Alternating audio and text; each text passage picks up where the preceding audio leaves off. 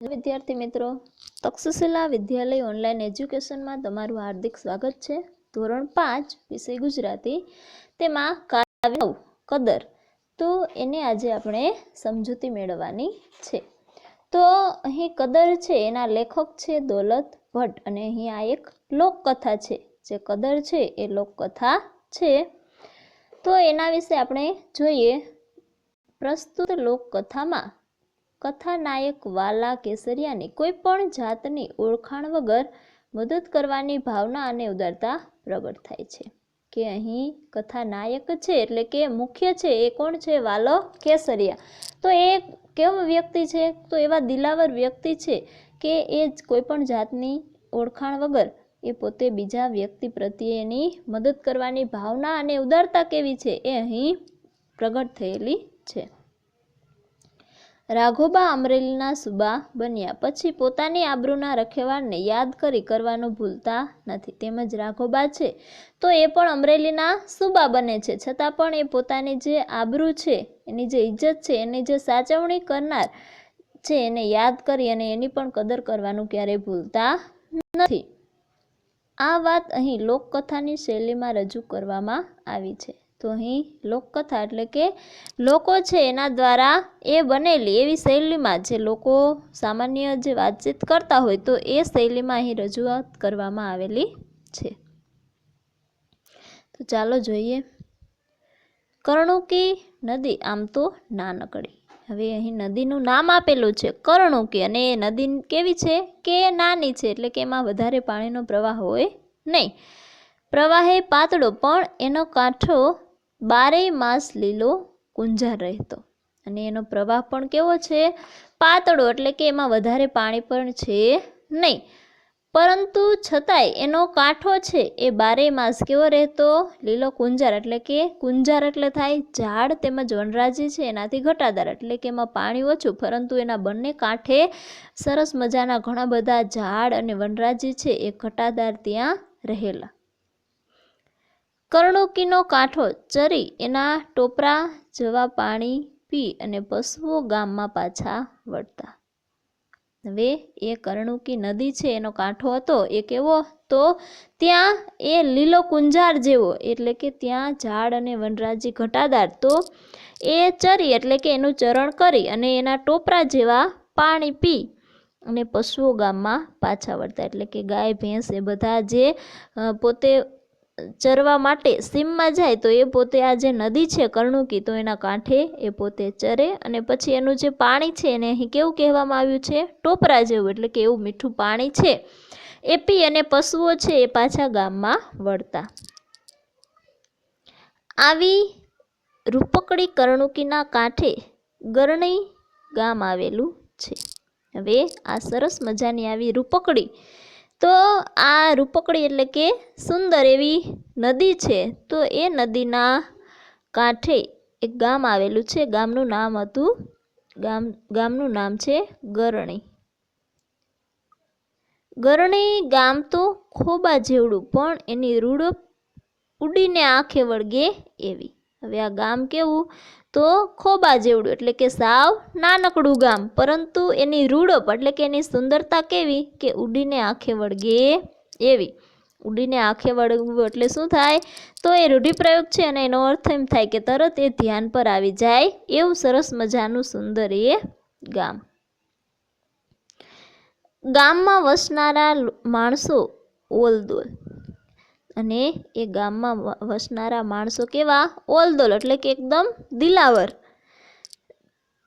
તેમાં સૌ કરતા સવાયો એક આદમી વાલો, અને એમાં પણ બધા કરતા સવાયો એટલે કે બધાથી ચડિયાતો એવો એક આદમી, એક માણસ એ હતો વાલો। જાતનો ચારણ, અને એ કઈ જ્ઞાતિનો હતો? તો એ ચારણ હતો। તેનો ધંધો ઘોડા વેચવાનો અને લેવાનો, અને કામ શું કરતો? તો એનો એ ધંધો હતો કે ઘોડા વેચે અને ઘોડા લે, એટલે કોક પાસેથી લઈ અને બીજાને એ આપે, એટલે આ રીતે એ વાલો છે એ પોતે કામ કરતો, એ એનો ધંધો હતો। નાનપણથી જ એને ઘોડા સાથે ભારે હેતપ્રીત, અને આ વાલો છે તો એને નાનપણથી જ શું એ ઘોડા છે એની સાથે વધારે હેતપ્રીત એટલે કે એની સાથે વહાલ વધારે હતો.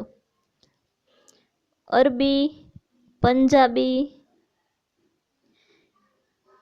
કચ્છી અને કાઠિયાવાડી ઘોડાઓ વાલા કેસરિયાના તબેલામાં હણહણાટી કરે.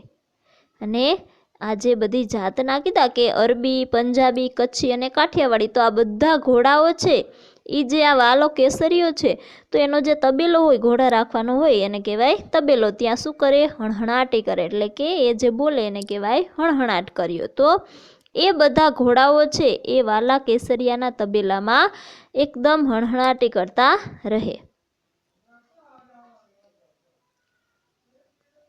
આવો વાલો કેસરીયો એક દી વડોદરામાં જઈ અને ઊભો રહ્યો.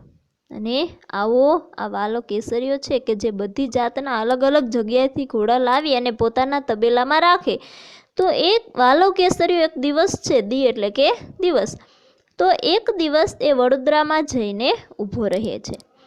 મીટ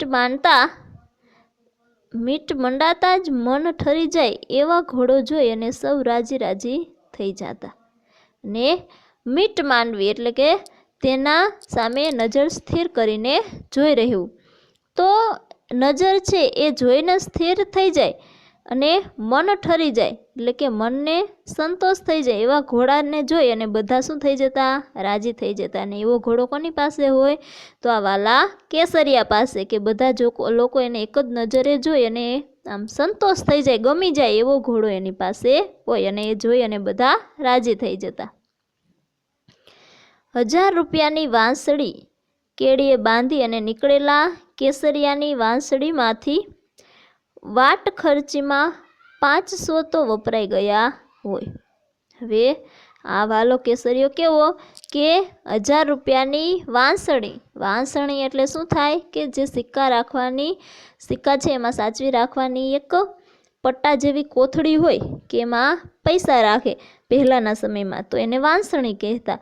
તો એવી એક વાંસળી છે, 1000 રૂપિયાની વાંસળી, એની કેળે બાંધી અને એ નીકળે વાલો કેસરીયો. અને એ વાંસળીમાંથી વાટ ખર્ચીમાં જ એટલે કે મુસાફરી દરમિયાન જ જે રકમ ખર્ચવાની હોય, જે પૈસા ખર્ચવાના હોય એમાં એ ખર્ચી નાખે. કેટલા? 500 તો વપરાઈ ગયા હોય. હવે એ 1000 રૂપિયાની વાંસળી બાંધી હોય એમાંથી 500 તો એને મુસાફરી દરમિયાન જ ખર્ચાઈ ગયા હોય, વપરાઈ ગયા હતા.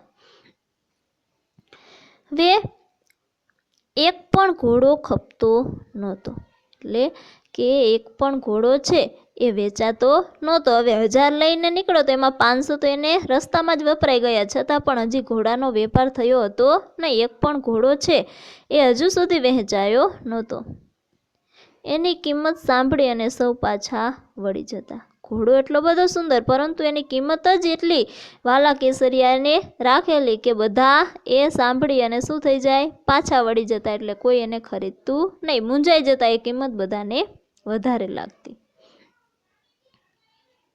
આખરે કેસરિયાએ વડોદરાને રામ રામ કરી અને ગરણી ભેગા થઈ જવાનો નિર્ણય કર્યો. અને આખરે કેસરિયાએ શું કર્યું? એ વાલા કેસરિયાએ વડોદરાને રામ રામ કહીને, એટલે કે વડોદરાને રામ રામ કરવા એટલે કે ત્યાંથી વિદાય લેવી. વડોદરાથી વિદાય લઈ અને જે એનું ગરણી ગામ છે ત્યાં જવાનો નિર્ણય કર્યો. વડોદરા ઉપર ભગવાન સુરત દાદાના તેજ પથરાવા માંડ્યા છે. એટલે કે ત્યાં એને કેટલો સમય થઈ ગયો? તો સૂરજના તેજ પથરાવા લાગ્યા. એટલે કે બપોરનો સમય કે જ્યારે સૂર્ય છે એકદમ પોતાની તીવ્ર અવસ્થામાં, એટલે કે બપોર માથે ચડ્યો એવા સમયે તે વડોદરા ઉપર હોય છે. જાતાવંત 5 ઘોડાઓને દોરી અને કેસરિયાએ વડોદરાને વેગળું મૂકવા પગ ઉપાડ્યા. અને જાતવંત એટલે કે ઊંચી ખાનદાનના 5 ઘોડાઓને દોરી અને કેસરીયો શું કરે છે?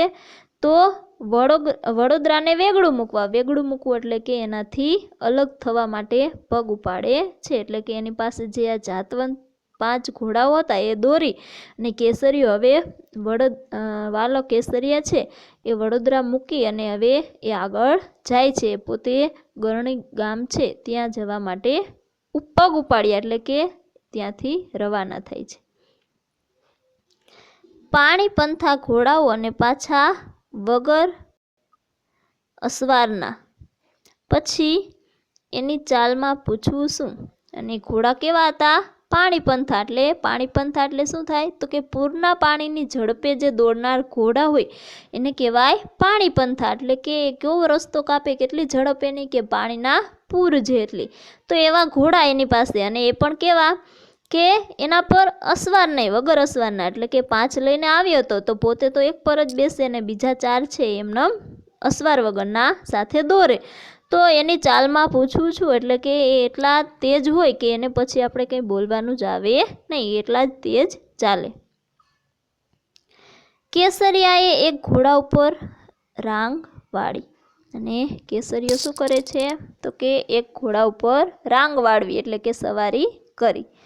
બાકીના 5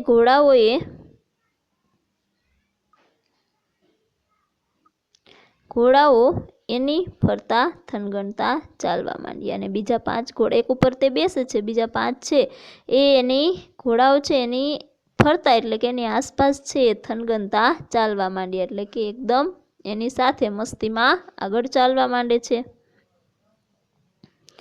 જાયદી ખજૂરની પેસ્ટ જેવો વાન. હવે કેવા? તો એ ઘોડા એવા કે જાયદી ખજૂર, એ ખજૂરને એક જાત છે. તો એવી ખજૂર કે એ મોંઘી પણ હોય તો એવી ખજૂર હોય એની પેસ્ટ જેવો એવા કલરનો એનો વાન છે.